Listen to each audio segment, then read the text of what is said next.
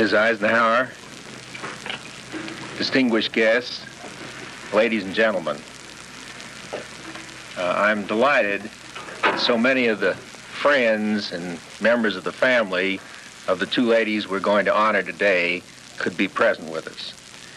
And we're particularly happy on this day when we create two First Ladies of the Army to have with us the distinguished, one of the former distinguished First Ladies of the land, Mrs. Eisenhower.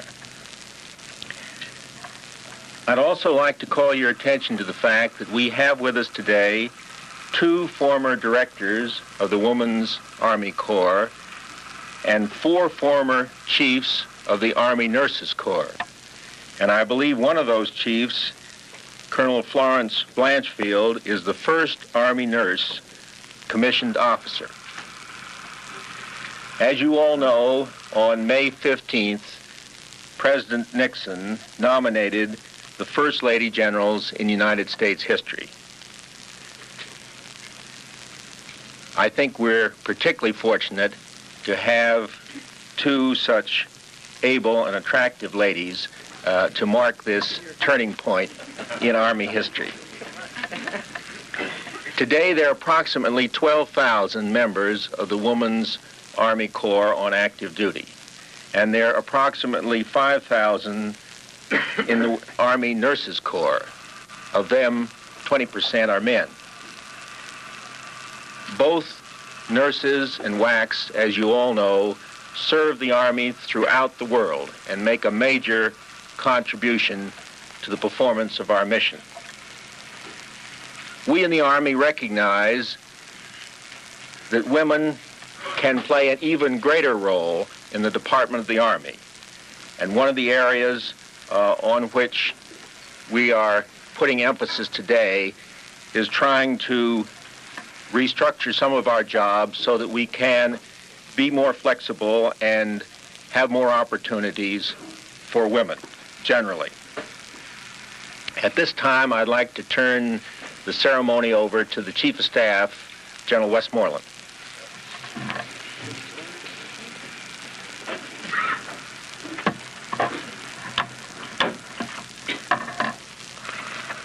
Mrs. Eisenhower, members of Congress, distinguished guests. As Secretary Reeser has stated, this is a historic moment for the Army Nurse Corps, the Women's Army Corps, the United States Army, and indeed all the services. Here are two women who have dedicated themselves to the service of their country, as did those who preceded them, and as do those for whom they are responsible. This promotion ceremony recognizes two successfully outstanding ladies as well as two groups of women, two great groups of women, both important elements of our Army. The Army Nurse Corps, the senior of these two organizations, can trace its heritage back to 1775, when the Army was given authority to hire contract nurses. However, the Nurse Corps was not officially established until 1901. Since that time, Army nurses have established and sustained a proud record. Yet theirs has been a long, slow path in achieving just recognition. The Army Nurse Corps was in existence for a quarter of a century before its members were given the privilege of Army retirement. And 43 years passed before Army nurses would receive the commission and pay equivalent to male officers. Army nurses in peace and in 4 wars have met a challenge to nursing made nearly 120 years ago in an interesting letter from the British Secretary of War to Florence Nightingale. It said, I quote, "The difficulty of finding women equal to the task, full of horror, and requiring besides knowledge and goodwill, great energy and great courage will be great. The task of ruling them and introducing system among them will be great. And not the least will be the difficulty of making the whole work smoothly with the medical and military authorities. Now I believe we can point with pride to the fact that the United States Army Nurse Corps, the Army Medical Corps, and the United States Army has surmounted these obstacles. Colonel Hayes' career exemplifies the dedication to duty that Army nurses have exhibited for almost 7 decades. As an editorial read in Colonel Hayes' hometown paper, Allendale, Pennsylvania, the Army Nurse Corps has worn stars for years. But during Anna Mae Hayes' 6 years of service, during her first 6 years of service, she added to her professional knowledge through practical experience in one of the most demanding areas of nursing, the operating room. She put her operating room experience to the supreme test in Korea with 56 other nurses during the defense of the Pusan perimeter in 1950. There, with her energy and courage, she helped save the lives of countless American soldiers. Later, she served as one of the special nurses assigned to President Eisenhower when he was a patient in Walter Reed Hospital. Holding various supervisory and administrative positions for the next several years, she sharpened her administrative and managerial skills, thus preparing herself for higher responsibility. After serving as Assistant Chief of the Army Nurse Corps, she obtained her master's degree in nursing from Catholic University here in Washington. She assumed on September 1967 her present position as Chief of the Army Nurse Corps. As Chief, she is responsible for our Army nurses, both male and female, who continue their primary mission of providing for the welfare of our soldiers. Colonel Hayes, it is a great pleasure for me now to join with Lieutenant General Al Jenkins, Surgeon General of the United States Army, and pinning on your new insignia of rank. If you would take your position, and if the Adjutant General would read the promotion order. Headquarters Department of the Army, 11 June, 1970. The following individual is authorized and is directed to wear the uniform and insignia of a Brigadier General, United States Army, effective this date, by order of the Secretary of the Army, W.C. Westmoreland, General, United States Army, Chief of Staff.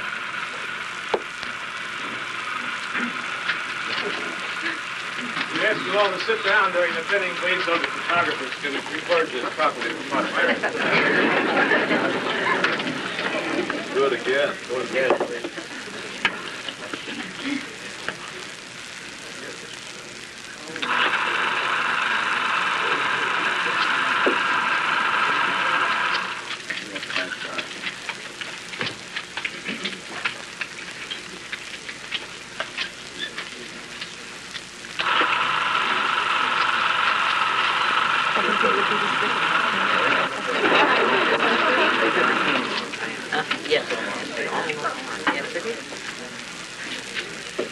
I hereby establish a new protocol for congratulating Lady General.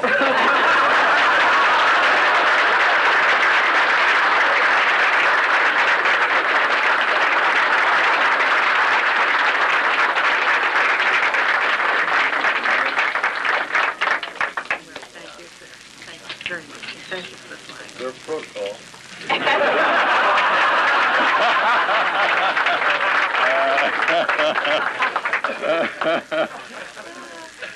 Anna Mae, now with stars on your shoulder and your flag presented by the Secretary of the Army, perhaps you would like to make a few remarks. Thank you,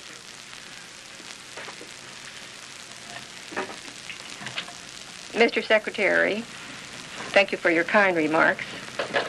General Westmoreland, thank you for your magnificent tribute to Army nurses. Mrs. Eisenhower, Colonel Hoisington, members of Congress, members of my family, and distinguished guests.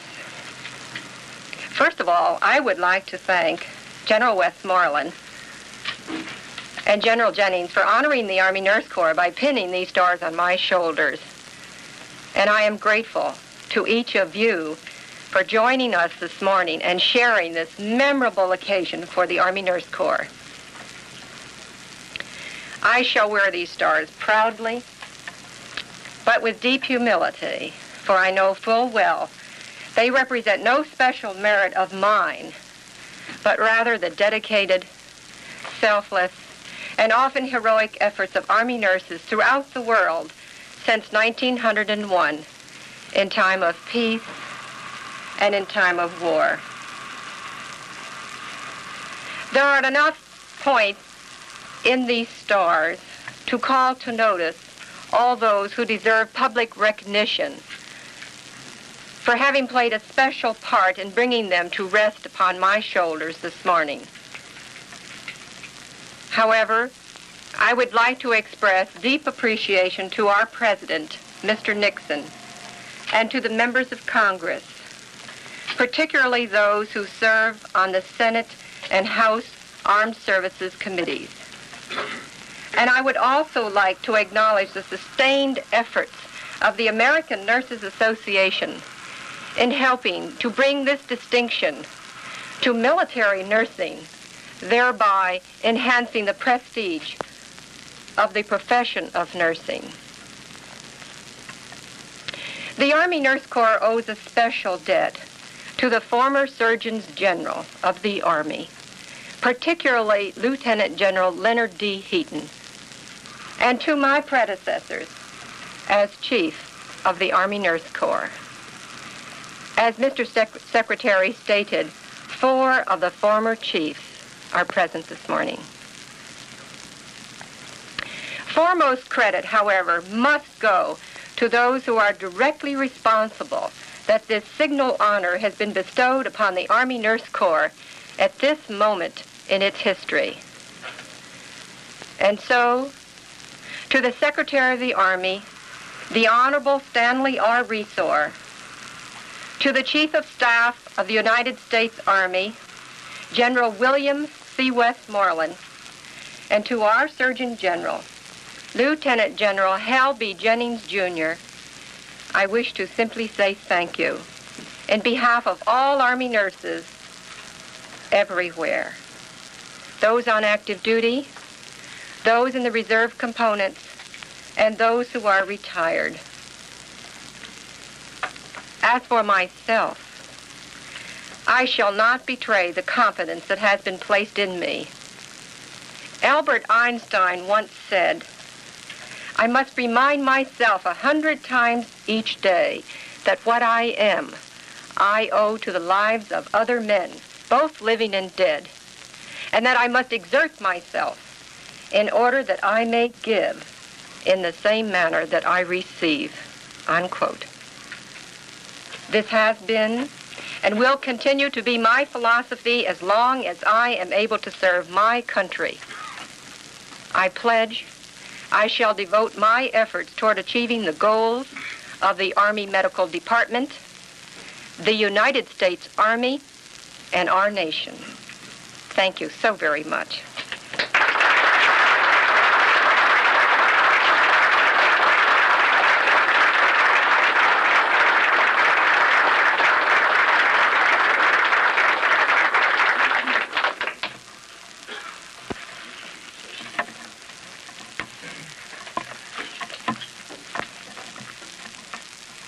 "22 years ago tomorrow, President Truman established the Women's Army Corps as a permanent component of the regular Army and Army Reserve of the United States. But the proud history of our women soldiers predates that by 6 years. Their birthday began on 14th of May, 1942, when the Women's Army Auxiliary Corps was first established. If family tradition influences a person's future, Elizabeth Hoisington was destined for the Army. Her father and 3 brothers were West Point graduates. I suppose she would also have attended West Point had she been able to meet the physical qualifications. But not to be daunted, she enlisted as a private in the Women's Army Auxiliary Corps shortly after it was created. She attended officer candidate school and was commissioned a third officer in the auxiliary. In September 1943, shortly after President Roosevelt signed the bill establishing the Women's Army Corps as a component of the Army, she was promoted to second lieutenant. As one of 150,000 WACs serving around the world during World War II, she spent over 2 years during the war in Europe, where she received the first Croix de Guerre from a grateful French government. She was the first WAC officer to enter Paris just 5 days after the city had been liberated.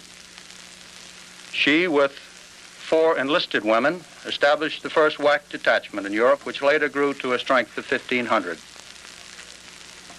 For her outstanding service during that period, she was the first WAC to receive the Bronze Star in the European Theater of Operations. During 1948, the first year in which WACs were accepted into the regular Army, then Major Hoisington served under General MacArthur in the Far East Command. Returning to the United States in 1950, she held positions of progressively higher responsibility for the next 7 years, until she was selected to attend the Army Command and General Staff College at Fort Leavenworth, Kansas in 1957. After graduation, she was assigned to important staff positions here in the Pentagon and in the European Command. After attending the Army Management course at Fort Belvoir, Virginia, she became commander of the WAC Center and commandant of the WAC School at Fort McClellan, Alabama. As director of the Women's Army Corps since August 1966, she has been and remains responsible for the administration of WACs serving on active duty around the world. Her career from private to brigadier general has been in large measure the history of the Women's Army Corps. Colonel Hoisington, in recognition of your years of outstanding and devoted service to the nation and the position of responsibility you now hold, I consider it an honor to change your insignia of rank to that of Brigadier General. Your mother, Mrs. Gregory Hoisington, I hope, will assist me. I would ask the Adjutant General to read the order.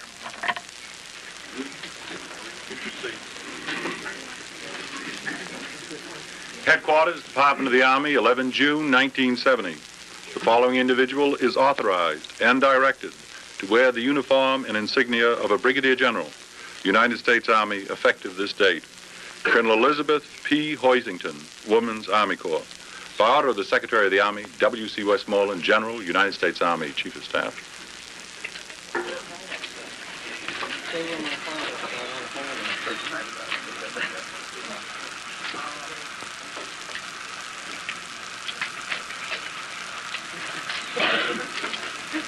Right in the middle.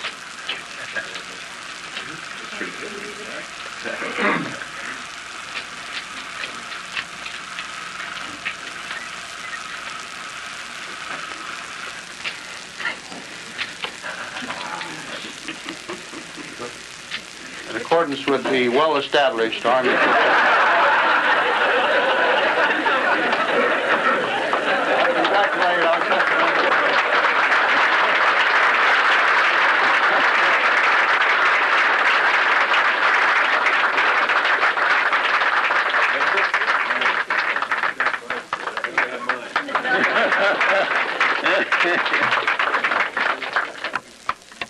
Elizabeth, would you like to make some remarks?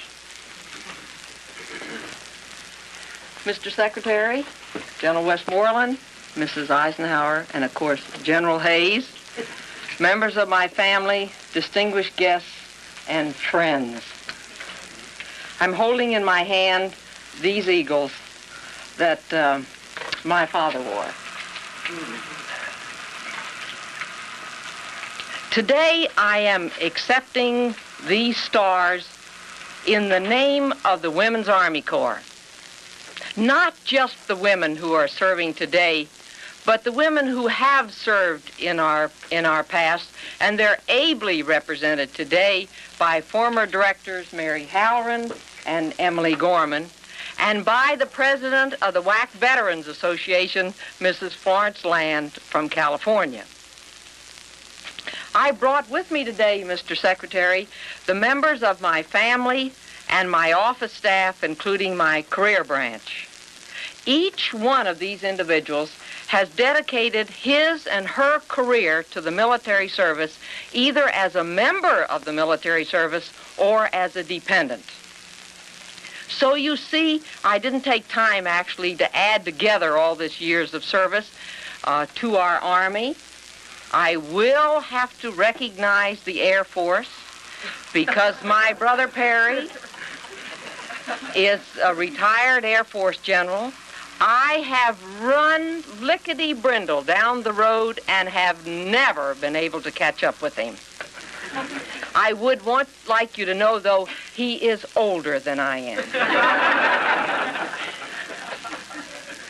I am leaving shortly after this ceremony to go to Fort McClellan, Alabama, to the home of the Women's Army Corps, because I think it's fitting that I should share this day with my people at WAC Center and WAC School, because here in Alabama we have assembled the largest group of the members of our Corps, and where else could you put on a better parade?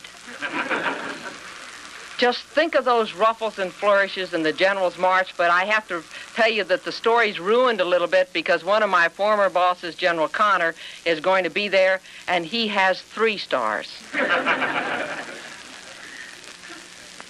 I should recognize General Kerwin, who is the DESPER, who is my boss, and I thank you, General Kerwin, for making this moment possible, too.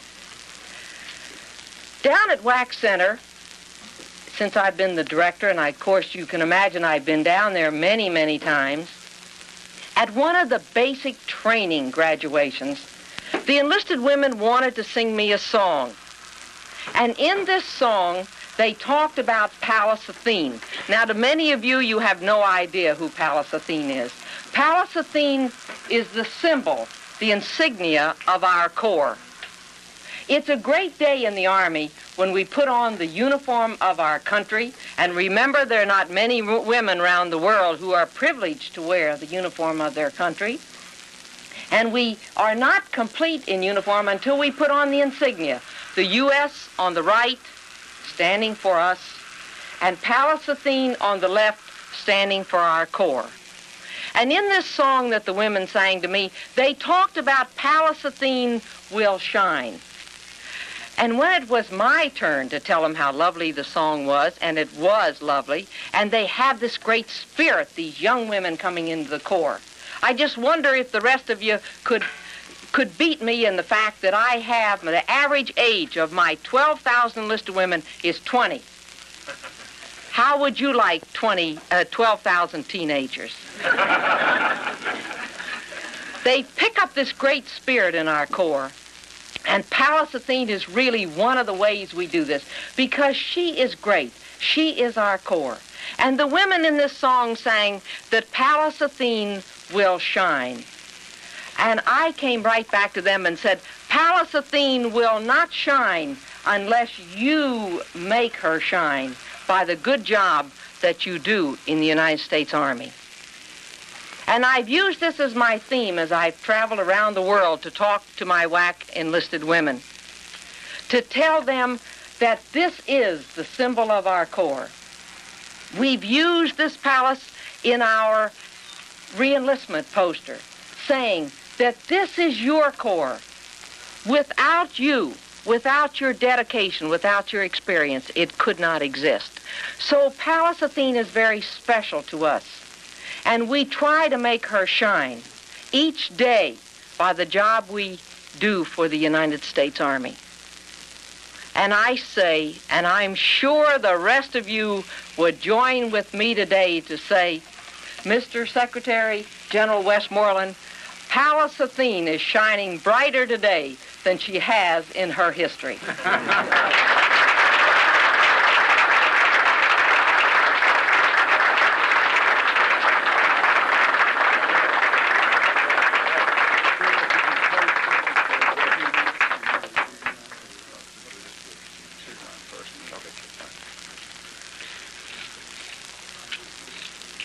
I would ask Joe Hayes and General Hoisington if they would take their position so that they may receive your individual congratulations.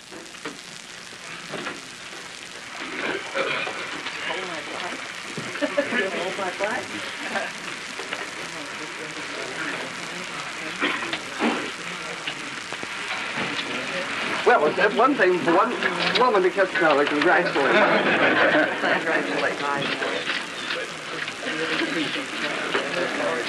Congratulations.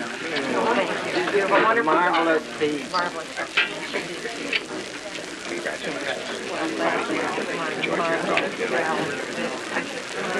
We're both excited today. If she's an Army nurse, you know.